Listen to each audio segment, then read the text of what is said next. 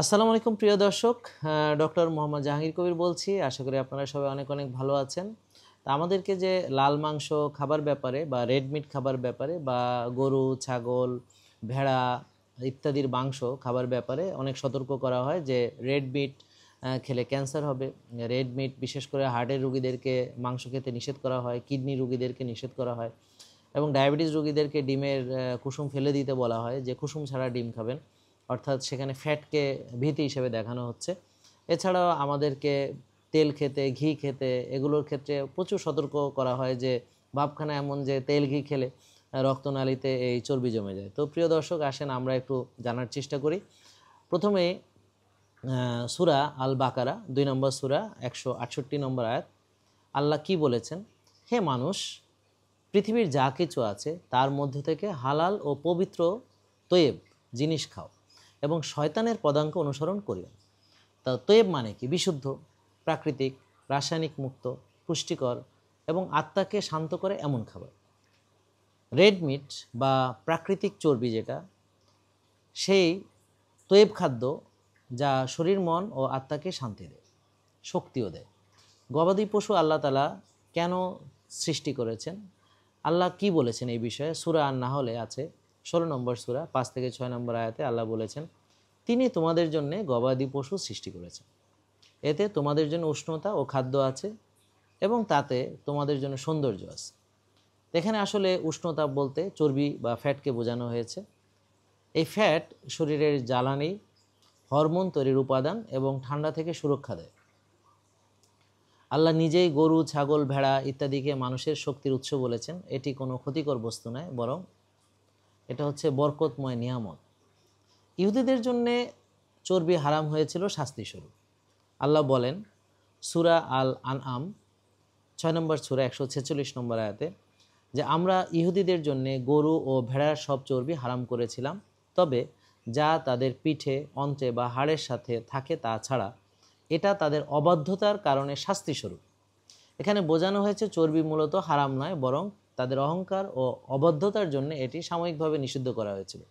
মুসলমানদের জন্য চর্বি আবার হালাল এবং উপকারী ঘোষণা করা হয়েছে। রাসূল সাল্লাল্লাহু আলাইহি ওয়াসাল্লামের প্রিয় খাবার ছিল হচ্ছে, রাসূল সাল্লাল্লাহু আলাইহি ওয়াসাল্লামের যে প্রিয় খাবার মেষের কাঁধের মাংস। সহিহ বুখারীতে আছে কাঁধের যে মাংস, সেখানে কিন্তু প্রাকৃতিক চর্বি বা ফ্যাট বেশি থাকে, যেখানে স্টিয়ারিক অ্যাসিড, লিবোকার্নিটন, কোয়েনজাইম কিউ10, জিঙ্ক, আয়রন ইত্যাদি রয়েছে। তো এই উপাদানগুলো আসলে হৃৎপিণ্ড, মস্তিষ্ক, হরমোন এবং পুরুষত্বের জন্য প্রাকৃতিক জ্বালানি। রাসূল সাল্লাল্লাহু আলাইহি ওয়াসাল্লাম চর্বিযুক্ত মাংস খেতেন। এই ব্যাপারে হযরত আয়েশা রাদিয়াল্লাহু তাআলা আনহা উনি বর্ণনা করেছেন যে আমরা নবী সাল্লাল্লাহু আলাইহি ওয়াসাল্লামের সাথে একত্রে চর্বিযুক্ত মাংস খেতাম। মুসনাদ আহমদ। রাসূল সাল্লাল্লাহু আলাইহি ওয়াসাল্লাম কখনো ফ্যাটকে ভয় পাননি। তিনি প্রোটিন ও প্রাকৃতিক চর্বি একসাথে গ্রহণ করতেন, কারণ শরীরের ভারসাম্য বজায় রাখতে এই দুই উপাদানই অত্যন্ত গুরুত্বপূর্ণ এবং প্রয়োজনীয়। আর আমরা তো জানি যে শক্তিশালী মুমিন আল্লাহর কাছে বেশি প্রিয়। রাসূল সাল্লাল্লাহু আলাইহি ওয়াসাল্লাম বলেছেন যে শক্তিশালী মুমিন দুর্বল মুমিনের চেয়ে আল্লাহর কাছে উত্তম ও অধিক প্রিয়। সহিহ মুসলিম। এই শক্তি কিন্তু শুধু মানসিক শক্তি নয় বা ইমানি শক্তি নয়, শারীরিক, হরমোনাল, আত্মিক, হ্যাঁ, এই সব শক্তি এখানে অন্তর্ভুক্ত।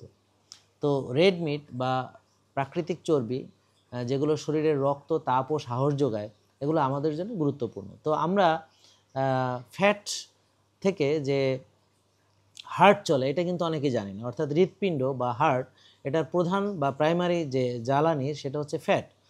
আধুনিক গবেষণা বলছে যে মানব হৃৎপিণ্ডের 60 থেকে 90% এনার্জি আসে ফ্যাটি অ্যাসিড অক্সিডেশন থেকে, অর্থাৎ ফ্যাট ছাড়া হৃৎপিণ্ড শক্তি উৎপাদন করতে পারে না।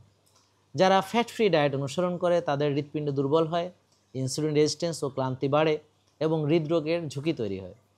প্রাকৃতিক চর্বি যেমন ঘি, নারকেলের তেল, সরিষার তেল, অলিভ অয়েল ও ঘাস খাওয়া গরু বা খাসির চর্বি, এগুলো হৃৎপিণ্ডের আসল জ্বালানি। আর soybean, canola, sunflower, palm oil ইত্যাদি যে তেল, ইন্ডাস্ট্রিয়াল অয়েল, এগুলো হৃদরোগকে প্রদাহ তৈরি করে। এই প্রদাহ করলে এই প্রদাহ থেকে আসলে মূলত অ্যাথেরোস্ক্লেরোসিস হয় বা ব্লক হয়। তো এই যে রেড মিট, এটার বৈজ্ঞানিক সত্য কি? এখানে কি আছে? লিভোকার্নিটিন আছে, যা ফ্যাটকে মাইটোকন্ড্রিয়াতে নিয়ে গিয়ে শক্তিতে রূপান্তর করতে সহায়তা করে। কোয়েনজাইম কিউ10 হৃৎপিণ্ডে এটিপি উৎপাদন এবং ফ্যাটিক প্রতিরোধ করে। তো হৃৎপিণ্ড কিন্তু দেখেন জন্ম থেকে আমাদের চলছে, মানে জন্মের আগে আমরা যখন মায়ের গর্ভে তখন থেকে দুক দুক দুক দুক হৃৎপিণ্ড চলা শুরু হয়েছে, এবং এটা যখন আর চলবে না আমরা তখন কবরে চলে যাব। তাহলে কোএনজাইম কিউ10 হচ্ছে এটিপি উৎপাদন করে এবং ফ্যাটিক প্রতিরোধ করে, এবং এগুলো থাকে হচ্ছে রেড মিটে। জিঙ্ক, সিলেনিয়াম, এটা টেস্টোস্টেরন তৈরি এবং ইমিউন সিস্টেমকে শক্তিশালী করতে সাহায্য করে। স্টেয়ারিক অ্যাসিড এইচডিএলকে বাড়ায় এবং ক্ষতিকর অক্সিডাইজড এলডিএলকে কমায়। কোলেস্টেরল হলো হরমোন তৈরির মূল উপাদান। ভিটামিন বি12, আয়রন, ক্রিয়েটিন মস্তিষ্ক, স্নায়ু ও স্ট্যামিনা বৃদ্ধিতে অপরিহার্য। আর আমাদের পুরুষদের টেস্টোস্টেরন, মেয়েদের স্ট্রোজেন, প্রোজেস্টেরন, ভিটামিন ডি, কর্টিসল সব কিন্তু আসলে কোলেস্টেরল থেকে তৈরি হয়।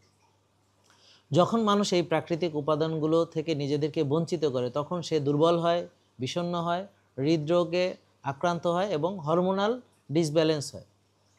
তো পুরুষত্ব এবং হরমোন কি দেখেন, টেস্টোস্টেরনটা আমরা বললাম যে কোলেস্টেরল থেকে তৈরি হয়, এবং চর্বি না থাকলে কোলেস্টেরল কমে যায় এবং সাথে সাথে টেস্টোস্টেরনের উৎপাদনও কমে যায়। ফলাফল কি, পুরুষত্ব কমে যাওয়া, শক্তি কমে যাওয়া, আত্মবিশ্বাস কমে যাওয়া।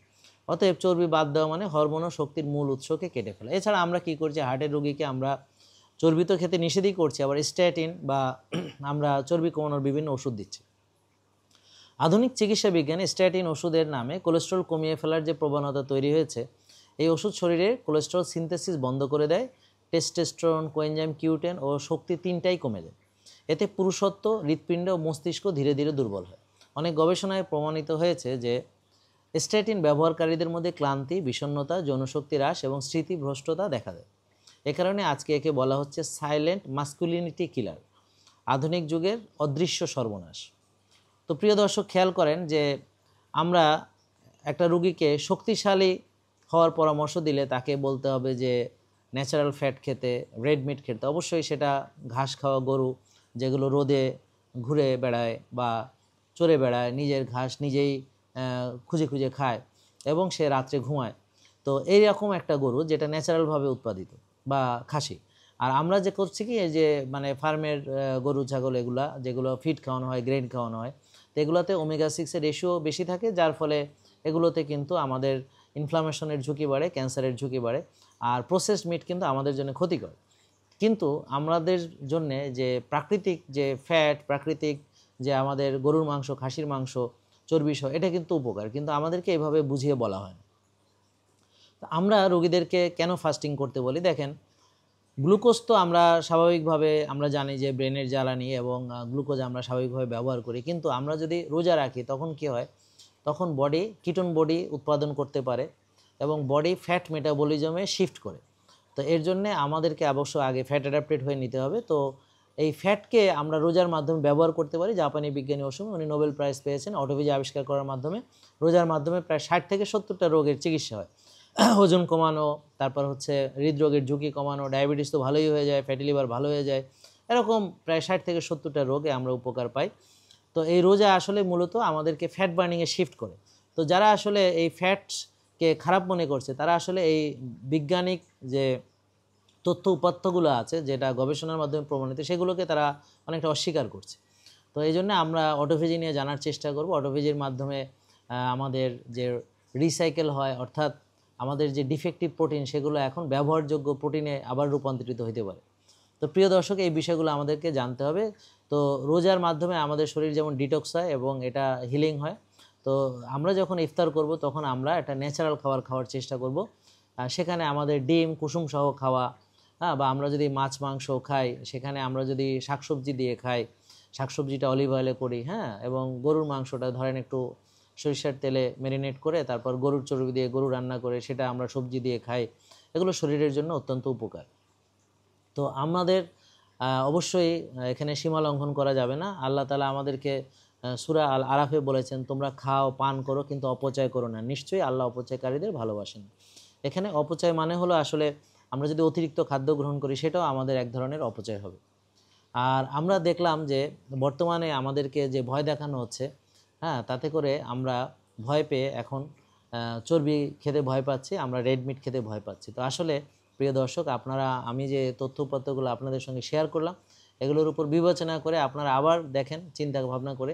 তবে একটা কথা হলো, যাদের অলরেডি ইনসুলিন রেজিস্ট্যান্স আছে বা ডায়াবেটিস আছে তাদের ক্ষেত্রে বিশেষ সতর্কতা হলো প্রথমে আপনাকে ফ্যাট অ্যাডাপ্টেড হওয়ার জন্য ভাত রুটি ফল দুধ এগুলো বন্ধ করে কিছুদিনের জন্য তারপর শাকসবজি ডিম মাছ মাংস খাবেন, ভালো তেল ঘি খাবেন, তারপর রোজা রাখবেন, ব্যায়াম করবেন, দেখবেন তখন আরও আপনি বেটার রেজাল্ট পাবেন। তো প্রিয় দর্শক, ভয় পাবেন না। এখন আমাদেরকে যে ভয় দেখানো হচ্ছে চর্বির বিষয়, অথচ এই চর্বি অত্যন্ত গুরুত্বপূর্ণ আপনারা দেখলেন। আর আমাদের রেড মিট আমাদের অনেক গুরুত্বপূর্ণ, এটাও আপনারা জানলেন। তো আপনারাই ডিসিশন নেবেন যে আপনারা কি খাবেন। আর আপনাকে যে ভয় দেখানো হচ্ছে এগুলো থেকে আপনি বাঁচতে হলে আপনাকে সচেতন হতে হবে, জ্ঞান অর্জন করতে হবে। সবাইকে ধন্যবাদ, ভালো থাকবেন, সুস্থতার সঙ্গে থাকবেন, ওষুধ মুক্ত সুন্দর লাইফস্টাইল লিড করবেন। আসসালামু আলাইকুম।